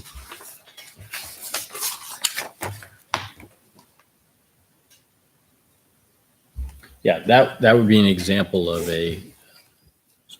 So I guess my question is what you were asking, would we add our support to that one, or would we? You could certainly, somebody's going to be representing, actually, who's going to the Is anyone assembly? planning on going to the assembly? Because if you are, then the board has to vote on the continuing resolutions, each resolution.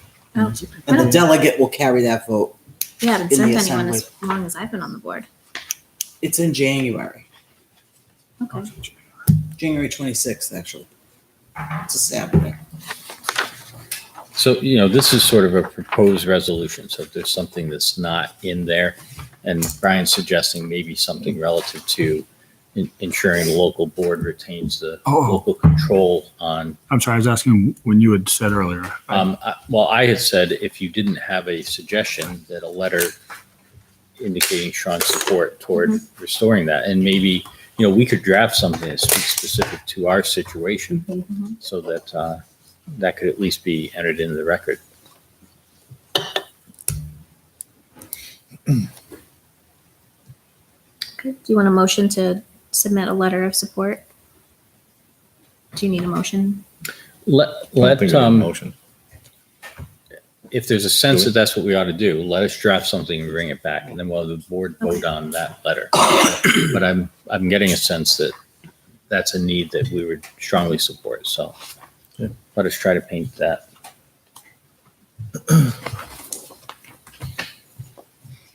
Okay, so the deadline for submitting proposals is November 2nd. Okay, so So that means, we may have to have a special meeting, maybe? Well, I don't feel like we're proposing any new resolutions. well, if we make a resolution that, that when it comes to educational hardship cases, that the local board, something that sort of restores that local authority, because I think there has been that shift in the way the law is written. So we could try to draft something along that line to bring forward. Could we pass a motion saying develop one and let the board see it? And like electronically to, Do we have an electronic voting? We can do it as long as we bring that, we disclose that at the next meeting. So given the timeline, if we draft something, Brian would need to sign this and get it submitted by a week from Friday. Okay. But if we did a with motion- the power of Google, we can do a Google Doc and let everybody comment and, That's true, we can. edit. So it can be a collaborative effort of the board that we then agree upon, submit in a timely manner, and then approve into the record after the fact. So that's something we can do. If you want to plug ahead. Okay. Sounds good.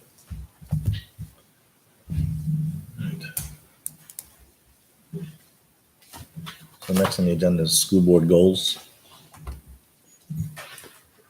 I just cleaned up the document Okay. so that you could see it Yep. and be a little more clear, and if you had any more revisions or suggestions.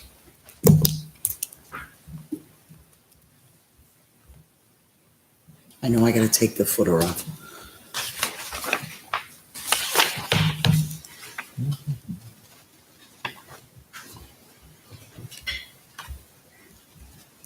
Anybody have any questions on it? yes, Mike, the only question I have, the administrators seen it?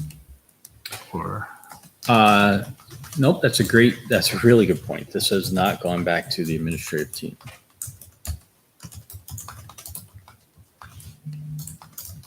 So the only communication of this has been with the board directly, and we've been making the cleanup. So I think it might make sense that we have our next administrative meeting on November 1st, that we take it back there for discussion, see if there are any ways to ensure that, the indicators are as clean as they can be. And then we can bring it back here on the 14th. I don't want to speak for everybody, is that, you guys okay with that? I don't want to speak for everybody on the board, I mean, are you guys okay with? What, for the admin team to see it? Absolutely. Yeah, I think 2 weeks is a reasonable wait, given the time that we've already taken. And if the board is comfortable that we've got this cleaned up and in a format, let's get administrative feedback to you at the next meeting.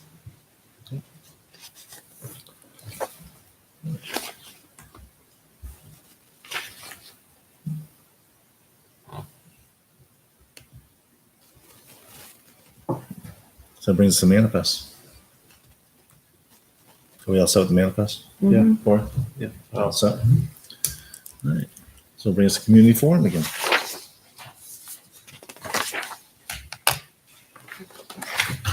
Robin Corbeil for Nesmith Court. Couple things. One, I would love, as a community member, more clarity on what you want to do about that overflow of enrollment and the fluctuation of enrollment.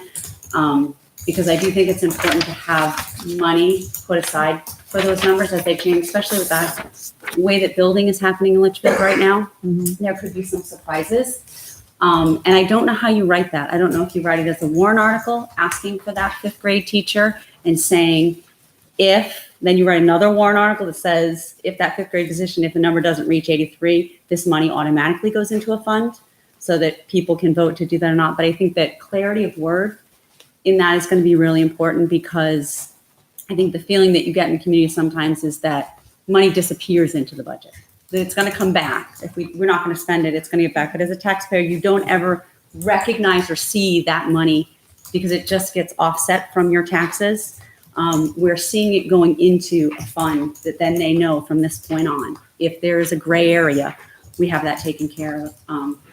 Might be a good thing if it's clearly written so that people really understand that and they know what they're voting for. The technology position at GMS, I highly recommend looking at the use of the technology over the next year, use of equipment. How many of those labs at each grade level, if you have a lab at each grade level, how often are they being used? Is there a need for 2? Is there a need for 4? And you should be able to do that with usage. And also getting a survey from the teachers in the classroom on really what do they need. Do they need more technology or do they need more support from that integrator position? And I think that asking the teachers who are on the front lines, because it may not be Chromebooks that they need in first grade and kindergarten, it may not be a technology class that they need you to bring them into a lab and log onto a computer, but it might be iPads or tablets that have applications that they can use that are more appropriate for, group setting and that type of thing. So really reaching out to those younger level teachers and looking at what they think would be useful and getting them some training over the next year, some good workshops that will expose them to the technology that's available at those grade levels. The other thing with the lab, leaving it empty, my experience is that if you leave a lab without someone responsible for it, your technology tends to fail because you have people moving in and out of it. It doesn't get put back quite the way it is. No one knows who actually broke the mouse on this one, what happens on that. So I just caution, especially at a young age, just having a room with computers sitting for people to move in and out of, because the reliability of those labs sometimes is not as efficient as the grade level cart that those teachers own and want and know, I'm going to need this tomorrow, so I'm going to make sure that it functions the way that it does. My last thought is on the kindergarten number at 20. You brought up the fact that there was a third grade class at 16 or something. My concern is that there are high school classes that are probably much lower than that. And when we look at the necessity for having certain classes at the high school and we say we're going to run a class of 9 at the high school because a child needs that for college, we also need to have the same care when we're looking at our kindergartners and we're starting them in our district. And so as we're building these numbers for each grade level, do we have a number for high school? Is there a number that we say we're not going to run a class at high school if it's less than 15 students? I think there is a number. I heard a number once. I think there's a number. I don't know. I don't know either. That's a good question. And do we want to be driven by numbers of what is in the best interest of our students? And those are, I don't have answers for you, but I just think that you can't just look at kindergarten, first and second grade and say, well, the state says this, so we're just going to do this. And then because I had a year where my high school student had the least amount of people in all of their classes. And I had a student in high school, a student in middle school, and a student in elementary. And my student in elementary had a larger number of students in their class than my high school student had in most of their classes. So I think that the numbers across the district should be looked at and the programs across the district need to look at and thinking about what's important for children as opposed to just that number. I taught first grade and I know how difficult it is for kindergarten young kids because one kid misses their mom, one kid still has their blankie. This one had an accident. The para had to bring that one to the nurse. It's a lot when there are 20 little bodies that are used to all that attention. We want to send them off to college and we say we need to have these courses at the high school because we need to give them every opportunity possible for their careers. But when they're entering our school system, we also want to get them started so that we nip in the butt any issues that might come up. We catch everything because there aren't too many students in it, so that alleviates some of the things going up. I don't know. I just think that if you're going to talk numbers across the district. If you're going to talk what's best for students, then talk what's best for students across the district, not pick and choose grade levels to do that. Just thought. Any other public input? Hearing none, we go into non-public. RSA 91-A:311, the dismissal, promotion, or compensation of any public employee or disciplining of such employee with the investigation of any charges against him unless the employee affected, one, has the right to a meeting, and two, requests that the meeting be open, in which case the request shall be granted. B, the hiring of any person as a public employee. C, matters which, if discussed in public, would likely affect adversely the reputation of any person other than a member of the body or agency itself, unless such person requests an open meeting. Yes. Yes. Yes. Liz? Yes. Non-public.